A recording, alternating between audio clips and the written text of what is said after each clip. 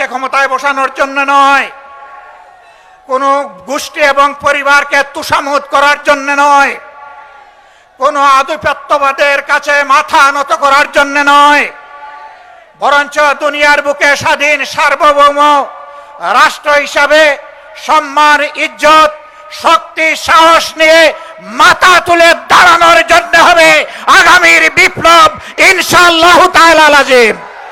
যুবকদেরকে তিনি জানিয়ে দিলেন, তোমরাই শুধু যুবক নও, জাতির প্রয়োজনে বয়স যাই হোক আমরাও যুবক।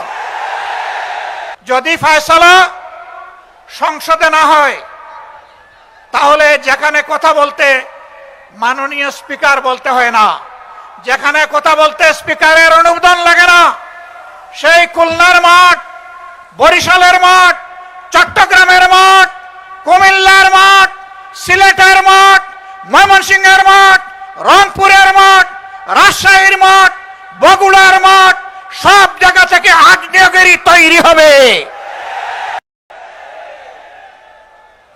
যেই যুব সমাজ এর হাতে হাত ধরে বাংলাদেশের জনগণ, শিশু থেকে বৃদ্ধ, জায়া, বোন, মেয়ে, মায়া সবাই দাঁড়িয়ে গিয়েছিল, সেই জাতিকে দমানো যাবে না ইনশাআল্লাহ।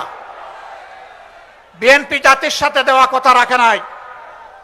আমরা বিএনপিকে বলছি, দেশ এবং জাতির স্বার্থে আপনারা ভুল করছেন, আপনারা ভুল সংশোধন করে জনগণের কাতারে আসুন, জনরায়কে সম্মান করুন।